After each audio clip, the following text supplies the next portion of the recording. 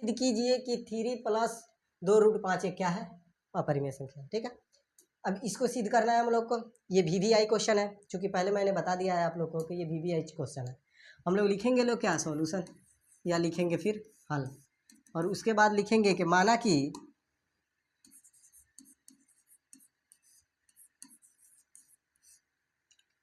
3 plus 2√5 एक परिमेय संख्या है, उसका उल्टा मान लेंगे। ठीक है, हम लोगों ने क्या किया, पहला ठीक उसको उल्टा मान लिया कि ये क्या है, परिमेय संख्या है। तो ये क्या हो जाएगा, 3 प्लस 2√5, जब इसको परिमेय संख्या माने हैं तो परिमेय संख्या किसके इक्वल होता है, P/Q के इक्वल नहीं, सॉरी, P/Q के रूप का होता है। ठीक है, लिखेंगे जहाँ P और Q एक क्या है, पूर्णांक है,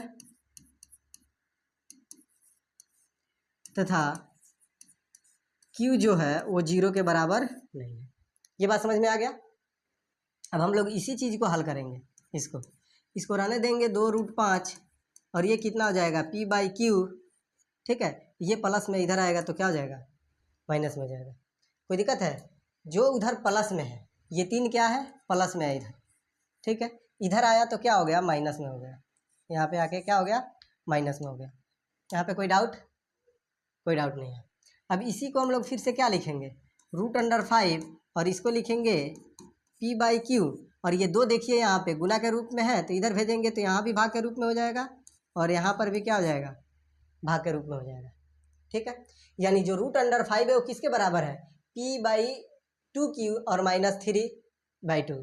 चूँकि ये जो दिया हुआ है P/2Q, ये क्या है, एक परिमेय संख्या है, एक परिमेय संख्या है, और 3/2 है, ये भी क्या है, परिमेय संख्या है, ये भी एक क्या है, परिमेय संख्या है। तब हम लोग लिखेंगे लोग, चूँकि √5 क्या है, एक अभाज्य संख्या है कि नहीं, जो 5 है वो अभाज्य संख्या है, पहले हमने बताया है पूर्ण पूर्णांक संख्या में। तो √5 एक क्या है, अभाज्य संख्या है।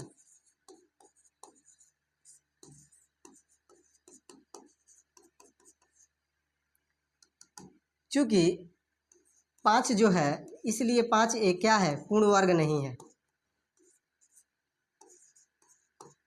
पूर्ण वर्ग नहीं है। ये बताइए 5 एक पूर्ण वर्ग है, नहीं है।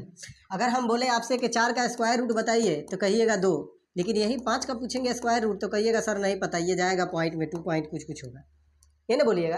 तो √5 क्या है, एक पूर्ण वर्ग संख्या नहीं है। ठीक है, फिर लिखेंगे इसलिए √5 क्या है, एक अपरिमेय संख्या है। क्या है, अपरिमेय संख्या है।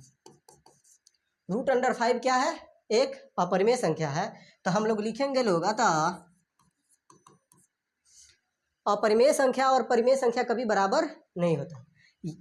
कौन है, अब कहिएगा सर यहाँ पे परिमेय और अपरिमेय वाली बात कहाँ आ गया, यहाँ पे तो आप बताएं अभाज्य संख्या, पूर्ण वर्ग संख्या, अपरिमेय संख्या।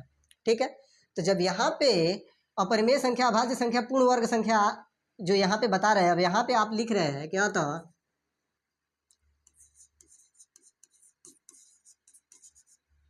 अपरिमेय संख्या बराबर नहीं होता है किसके, परिमेय संख्या के।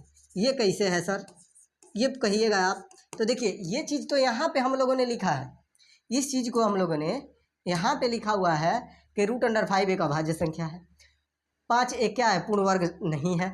ठीक है, और तीसरी बात यहाँ पे ये लिखे कि √5 एक अपरिमेय संख्या है। तो जब ये सिद्ध हो गया कि √5 एक अपरिमेय संख्या है, और इसी के ठीक ऊपर स्टेप में हम लिखते हैं P/2Q परिमेय संख्या है, और -3/2 ये भी परिमेय संख्या है। तो जब ये दोनों परिमेय संख्या हो रहा है और ये एक है अपरिमेय संख्या हो रहा है, तो क्या परिमेय और अपरिमेय बराबर होगा, नहीं होगा। तब लिखेंगे, इसीलिए यहाँ पे हम लिखे हैं क्या होता है, अपरिमेय संख्या परिमेय संख्या के इक्वल नहीं होता, बराबर नहीं होता है। तब लिखेंगे इसलिए हमारी मान्यता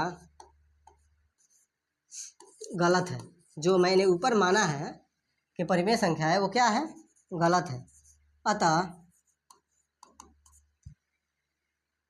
3 + 2√5 एक अपरिमेय संख्या है। कोई दिक्कत है बाबू किसी को? किसी को कोई दिक्कत?